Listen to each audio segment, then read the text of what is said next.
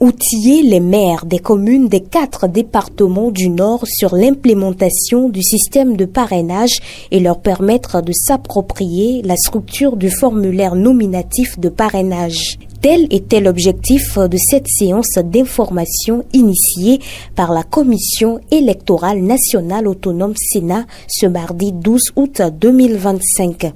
Cette rencontre, inscrite dans le cadre des préparatifs de l'élection présidentielle de 2026, s'est tenue dans la salle de réunion de la préfecture de Parakou. Ce qui nous réunit ce jour à Parakou est un événement solennel relatif à l'implémentation du système de parrainage et la procédure de délivrance du formulaire de parrainage aux élus que vous êtes. La communication qui vous sera présentée ici même vous expliquera dans le détail la démarche telle qu'elle est mise en œuvre par la Sénat.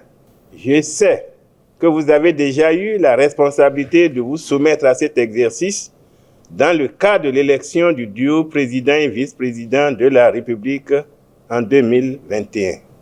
Madame et messieurs les maires, je déclare ouvert cet atelier et je vous invite à suivre le communicateur. L'initiative de l'institution en charge des élections constitue une opportunité en or pour les élus participants venus des départements du Borgou, de la Libori, de la Takora et de la Donga. Inousazi Mechabi a mis en avant ses attentes ainsi que celles de ses pairs. Comme on le dit, le temps est en train de s'écouler et les choses s'approchent.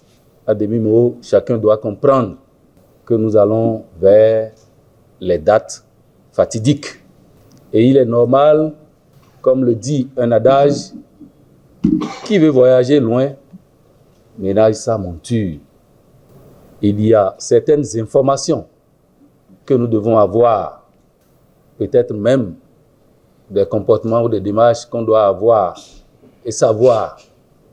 Avec cette rencontre-là, nous pensons pouvoir être au parfum de tout ce qui va se faire dans le cadre des préparatifs et même des élections en vue.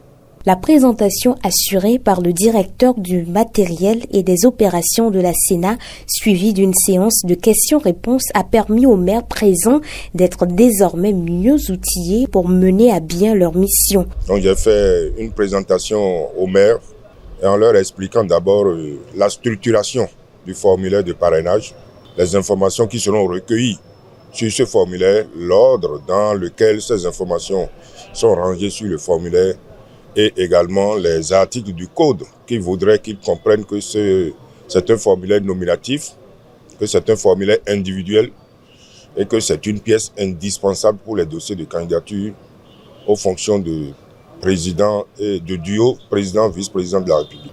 Donc, quelques questions avec des réponses leur ont été apportées et je crois qu'ils sont repartis satisfaits. En termes d'innovation, vous savez qu'on fait obligation aujourd'hui aux candidats quand même d'avoir un certain nombre de parrainages, 15%, et que ça puisse provenir de 3/5 des circonscriptions électorales.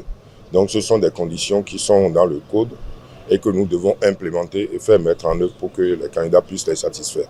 Plusieurs maires participants ont exprimé leur satisfaction. Ça a été quand même une séance importante pour nous parce que cela nous a permis de comprendre d'abord le système de parrainage et après la procédure sur comment ce parrainage sera délivré aux maires pour véritablement parrainer le duo candidat aux élections présidentielles de 2026. Le message est bien compris et nous avions su réellement que les maires doivent jouer un rôle important dans le processus électoral pour les élections de 2026. Je crois que cela valait la peine parce que c'est nous qui allions parrainer. Il serait normal qu'on sache comment se présente d'abord la fiche et quel est notre rôle exactement, comment se fait le parrainage. C'est ce qu'on nous a présenté et ça nous a permis de comprendre comment exactement on doit faire le travail, le parrainage. Et on a pris contact avec la fiche qui est bien détaillée Et je crois que dans l'ensemble, nous sommes satisfaits de la réunion de ce matin. Cette rencontre marque le début d'une série de séances prévues par la Sénat. La prochaine étape concernera les honorables députés à l'Assemblée nationale.